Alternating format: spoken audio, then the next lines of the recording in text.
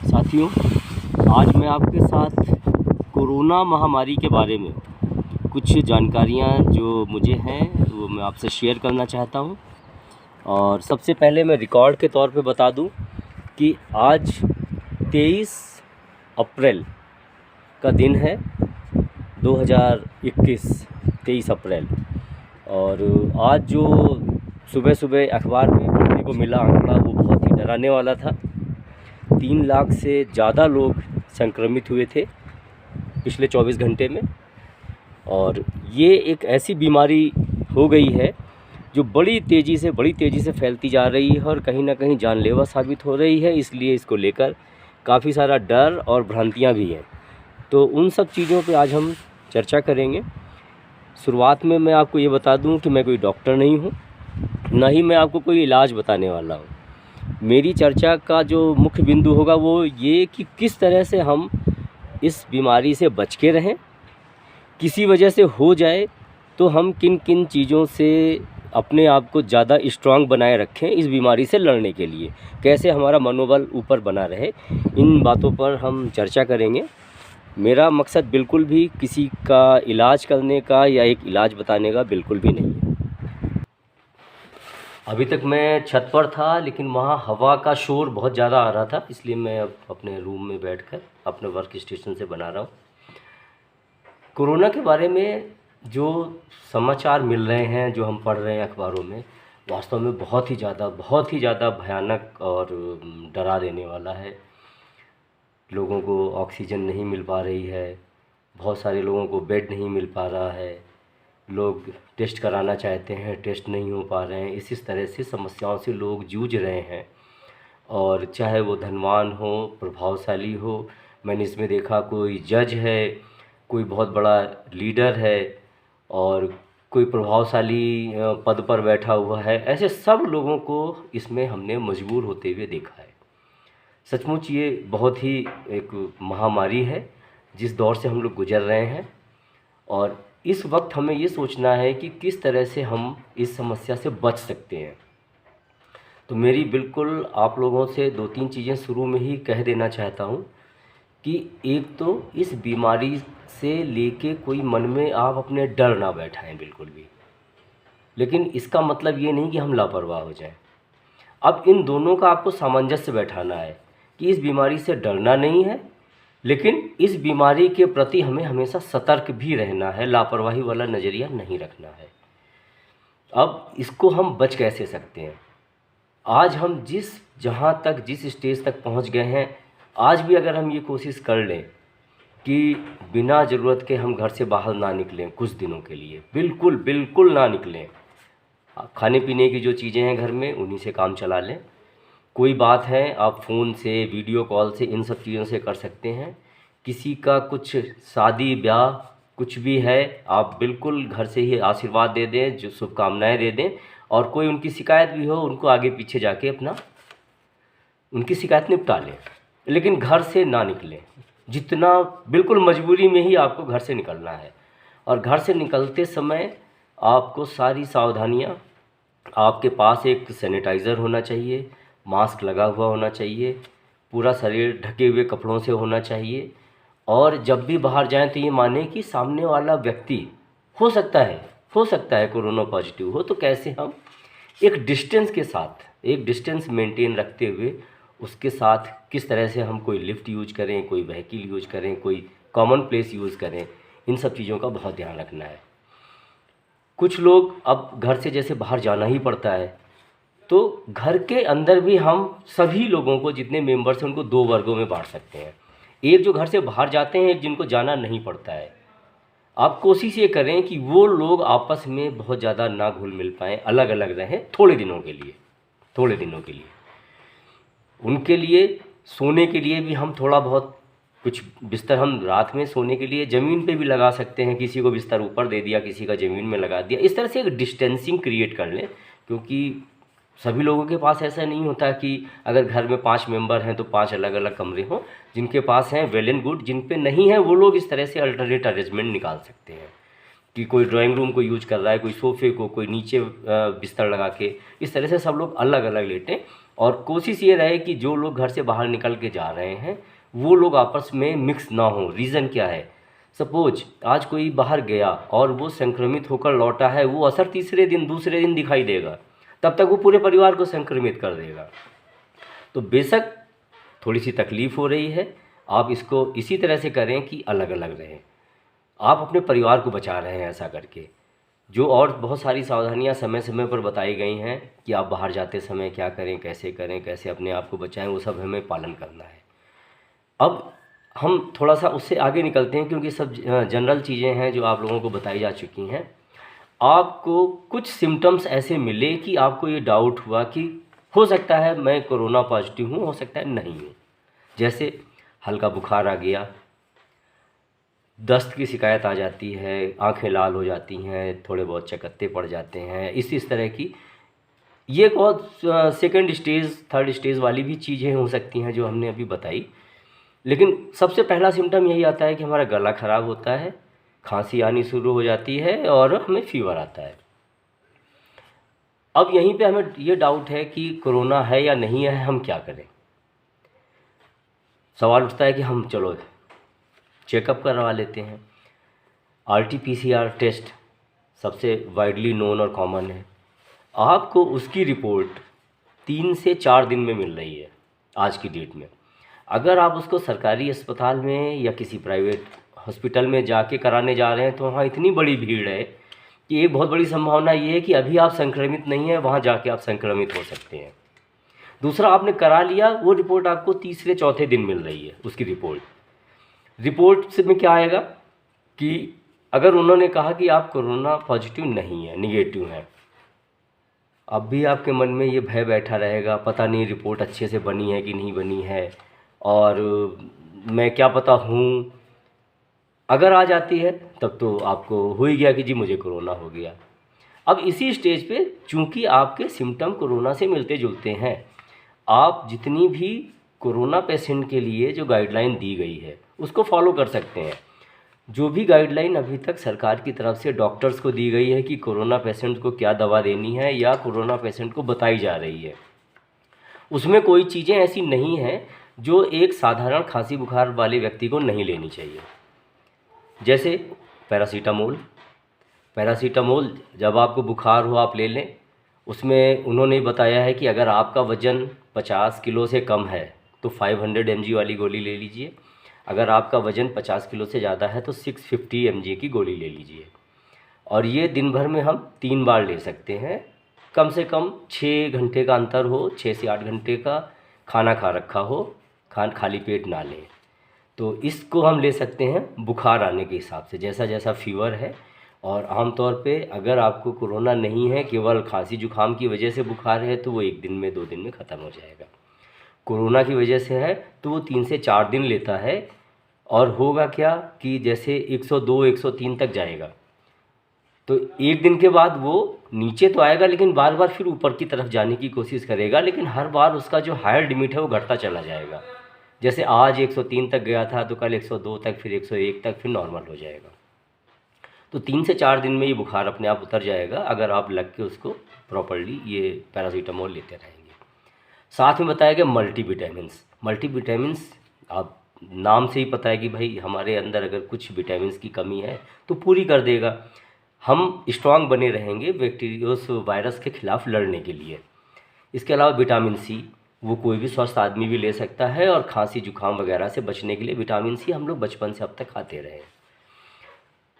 फिर कैल्शियम, अब इसी में विटामिन D3 और जिंक, इसका भी जिक्र आता है। मेरे पास वो SOP है जो डॉक्टर्स के लिए जारी की गई थी, और मैं देखूंगा किसी माध्यम से अगर मैं इसमें साथ वीडियो के साथ जोड़ पाया तो उसको जोड़ दूंगा, जिसमें आप देख सकते हैं ये सारा कुछ जनरल नॉलेज कॉमन सेंस वाली चीज़ें हम आपको बता रहे हैं। जिंक के लिए आप एक बॉयल एग ले सकते हैं अगर आप अंडा लेते हैं। इस समय आपको खाने पीने में प्रोटीन ज़्यादा लेना है तो आप पनीर ले सकते हैं, दालें खा सकते हैं, इसको ज़रूर अपनी डाइट में रखें। बहुत बार इसमें हमने देखा है कि इस तरह की जब कोरोना का संक्रमण होता है तो लोगों को स्वाद नहीं आता और लोग खाना भी छोड़ देते हैं। एक पहले से ही चला रहा था कंसेप्शन कि अगर फीवर है तो खाना ज़्यादा मत खाओ। आप इसमें जम के खाना खाएं और कोई परहेज़ नहीं है, जो चीज़ें आप रूटीन में खाते रहें वो चीज़ें सब खाते रहें। रीज़न क्या है, एक सिंपल सा लॉजिक है कि वायरस की आपकी इम्यूनिटी के साथ लड़ाई है। आप वायरस के साथ तभी लड़ सकते हैं जब आप स्ट्रांग होंगे, आपकी इम्यूनिटी स्ट्रांग होगी, तभी आप वायरस से लड़ सकते हैं। उसको स्ट्रांग करने के लिए आप फिजिकली स्ट्रांग रहिए। तो आपको प्रॉपर डाइट लेनी है ताकि आप फिजिकली स्ट्रांग रहें और उस वायरस से आपकी बॉडी लड़ सके। दूसरी चीज़, बॉडी आपकी कब रिएक्ट करती है, जैसा आप सोचते हैं। तो आप लड़ने के लिए मेंटली भी प्रिपेयर रहें। इसमें मनोविज्ञान का बहुत बड़ा खेल है। आप जब तक ये मन में बना के रखेंगे कि कोरोना को मैं हरा सकता हूँ, तभी तक आपकी बॉडी उससे लड़ेगी। जिस समय आप खुद से ठान लेंगे कि हम तो कोरोना से हार गए, तो बॉडी आपकी लड़ना बंद कर देगी और वास्तव में आप हार जाएंगे। पूरा पूरा मनोविज्ञान का खेल है और आप इसको हमेशा दो चीज़ों पे फोकस करिए कि हमें अपनी बॉडी को खाना खा के स्ट्रांग रखना है और अपने मन से स्ट्रांग रहना है। स्ट्रांग रहने का रीज़न भी बहुत सारे हैं।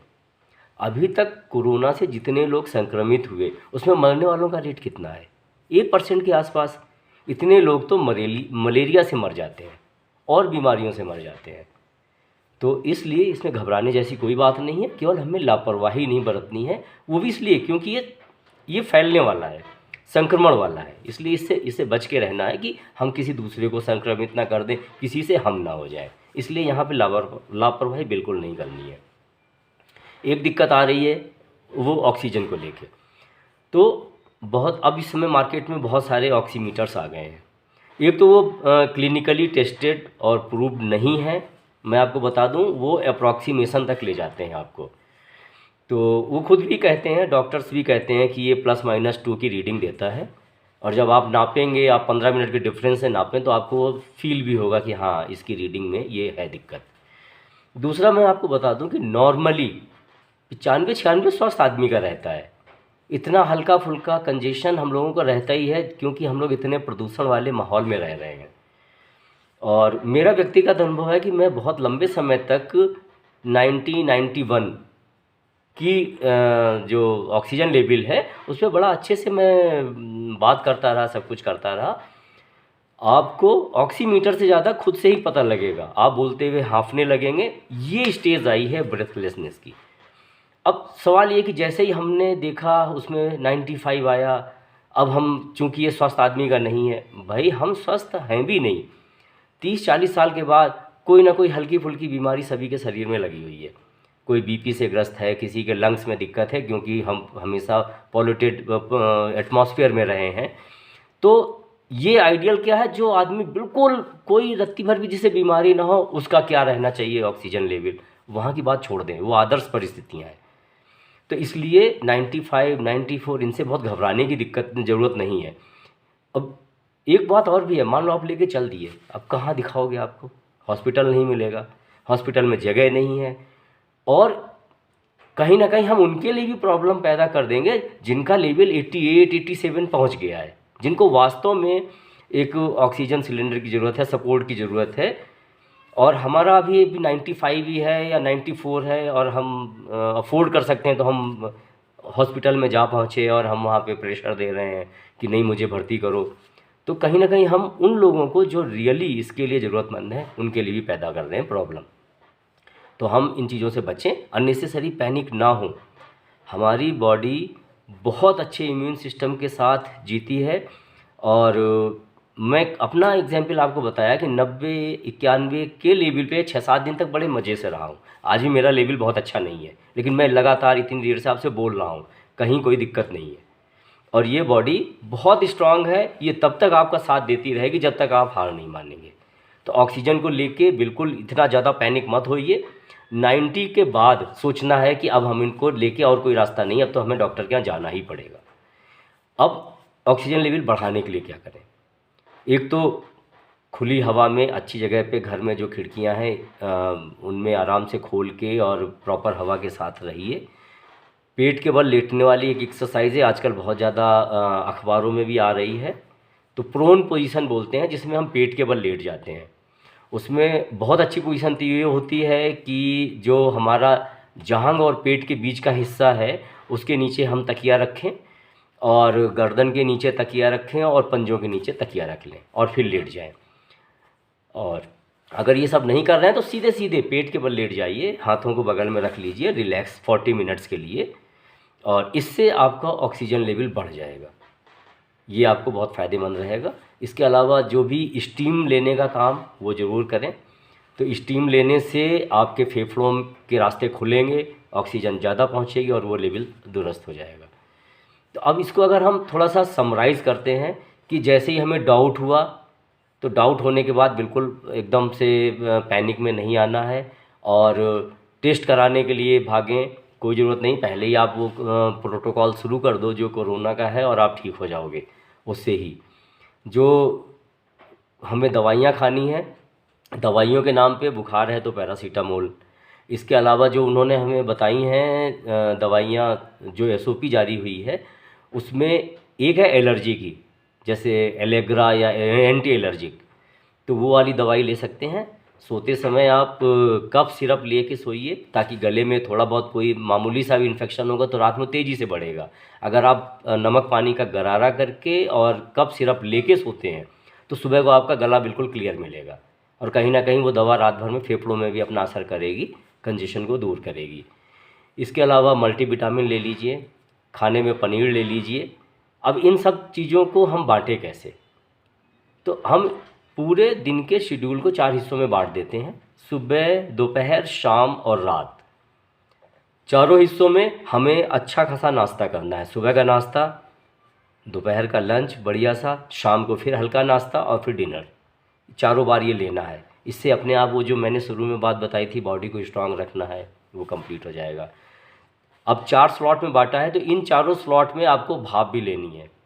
किस समय लेते हैं? अपनी सुविधा अनुसार भाप ले लीजिए। भाप लेने के लिए लोग कहते हैं हम मशीन लाएं, कोई ज़रूरत नहीं है। आपके घर में ग्लास है, खौलता हुआ पानी ग्लास में ले लीजिए। पहले ग्लास है ये, इसमें मुंह डाला यूँ, मुंह से सांस खींची, फेफड़ों तक ले गए, अंदर गुटक ली और नाक से निकाल दी। ऐसा आपको 10 बार करना है। दोबारा में नाक को ग्लास के अंदर की तरफ किया, नाक से खींचा मुंह तक, और मुंह बाहर है ग्लास के, उससे मुंह से निकाल दिया। तो 10 बार मुंह से लेके फेफड़ों तक ले गए, नाक से बाहर कर दिया। फिर 10 बार नाक से लेके मुंह से बाहर निकाल दिया। आपके फेफड़ों से बलगम हटना शुरू हो जाएगा और फेफड़ों में ऑक्सीजन ज़्यादा जाने लगेगी, आपका ऑक्सीजन लेवल अच्छा हो जाएगा और आप स्वस्थ हो जाएंगे। दूसरी चीज़ ये है कि इसी में अगर आप, एक कैप्सूल आता है, किसी भी मेडिकल स्टोर में बोलेंगे कि भाप लेने के लिए हमें एक कैप्सूल चाहिए, ये मेंथा ऑयल और पाइन ऑयल, उसका कैप्सूल होता है। पुदीने जैसी खुशबू, खूब अच्छी सी फ्लेवर आता है, वो बहुत अच्छे से अंदर तक चला जाता है, उससे कर सकते हैं। नहीं मिलता है, आप घर में अजवाइन ले लीजिए एक चुटकी, उसको कूट कर खौला लीजिए और हर 2 घंटे में भाप लेते रहिए। अजवाइन की भाप बलगम को हटा देती है। तो ये भाप लेने की क्रिया करते रहिए। तो हमने 4 स्लॉट में पूरे दिन को बांटा है। चारों में पहले तो हमें अच्छा सा खाना खाना है, चारों बार हमें भाप लेनी है। अब दवाइयाँ, तो उसको हम इस तरह की सारी दवाइयाँ शाम को एक साथ क्लब ना हो जाए, टुकड़ों में बांट सकते हैं। सुबह हम मल्टीविटामिन ले लें, दोपहर में जो लंच ले रहे हैं उसके बाद हम विटामिन सी ले लें, फिर शाम को कैल्शियम की गोली ले लें, और रात में हम कफ सिरप ले लें। पीने के लिए आपको 3-4 ऑप्शन है। देखिए, चाय तो आमतौर पे सभी लोग पीते हैं, दिन में 2 बार चाय पी लीजिए। एक बार काढ़ा, आयुष मंत्रालय की गाइडलाइन बहुत बार आ चुकी है, उनके हिसाब से ही काढ़ा बनाइए। काढ़े को बहुत स्ट्रांग मत बनाइए, कंसनट्रेट मत बनाइए, केवल सभी चीज़ों का थोड़ा थोड़ा थोड़ा अस्क आ जाना चाहिए, थोड़ा थोड़ा फ्लेवर आ जाना चाहिए। बहुत ज़्यादा स्ट्रांग काढ़ा लगातार पिएंगे तो आपको और समस्याएं पैदा हो जाएंगी। हल्का सा लेना है, वो अपने आप अंदर के सारे सिक्रेशंस को पैदा करेगा और हमें स्वस्थ कर देगा। तीसरा काढ़ा, आप लेमन की चाय ले सकते हैं, उसमें दूध नहीं पड़ेगा, नींबू की चाय बहुत पॉपुलर है, सभी लोग बना लेते हैं, उसको ले लीजिए। चौथा जो ड्रिंक होगा वो होगा आपका रात का सोते समय गर्म दूध, 1 कप, आधा ग्लास पर्याप्त होगा, उसमें से 1/4 चम्मच हल्दी डाल लीजिए। तो ये आपके हॉट ड्रिंक्स हो गए जिनको आप ले सकते हैं। कुछ चीज़ें मैंने जो नोट की थी वो इसी हिसाब से कि किस तरह से हम सब चीज़ों को बांटें कि ये पूरा पूरा हमारा क्रम सा बन जाए। और एक चीज़ मैं फिर बता दूं कि किसी वजह से पहले तो बच के रहें, आपको कोरोना संक्रमण ना हो जाता है, बिल्कुल घबराएं नहीं, ये ठीक होने वाली बीमारी है। और बिल्कुल पैनिक ना हो, एकदम हड़बड़ी में ना आए, उसकी चिंता करें लेकिन उसको लेके आप बिल्कुल निराश या एकदम से हार मानने जैसा ना हो। और एक बार फिर मैं आपको कोट अनकोट या अंडरलाइन के साथ बता रहा हूँ कि आपका घर 5 स्टार लेवल का हॉस्पिटल है। बिल्कुल कोशिश करिए, बिल्कुल कोशिश करिए कि आपको हॉस्पिटल ना जाना पड़े। बहुत सारी सुविधाओं के ऊपर बहुत ज़्यादा दबाव है, आपकी वो केयर नहीं हो पाएगी जो उम्मीद लेके आप हॉस्पिटल तक पहुँचेंगे। और कहीं ना कहीं अगर हमें हॉस्पिटल की आज ज़रूरत नहीं और हम पहुंच रहे हैं तो हम उन लोगों को प्रॉब्लम में डाल रहे हैं जिनको आज वास्तव में उस हॉस्पिटल की, उन डॉक्टर्स की ज़रूरत है। तो कोशिश यही करिए कि अपने आप को घर पे ज़्यादा से ज़्यादा ठीक करने की कोशिश करिए, और जब वो स्टेज लगे कि नहीं अब डॉक्टर की ही ज़रूरत है तो बिल्कुल जाइए और हौसला रखिए। कहीं कहीं से कहीं तक इस बीमारी से अगर हमें बचना है तो पहले तो बचाव करें और उसके बाद मन मजबूत रख के इसका मुकाबला करें। ये एक वायरस के साथ हमारी लड़ाई जैसी है। हम लड़ेंगे अपने मन से और अपने शरीर की ताकत से, दोनों को मजबूत रखें, वो हार जाएगा। और अगर हम हार जाएंगे तो वो चढ़ बैठेगा। मैं फिर से डिस्क्लेमर के तौर पे कह दूं कि मैं कोई डॉक्टर नहीं हूं, मैंने आपको कोई दवाइयां नहीं बताई, लेकिन वायरस से बचे कैसे और अगर हो जाए तो मुकाबला कैसे करें, इस पे मेरे कुछ अपने तजुर्बे थे और कुछ अध्ययन था जिसको मैंने आपको शेयर किया है। अगर आपको अच्छा लगे तो आप लोगों को बताएं।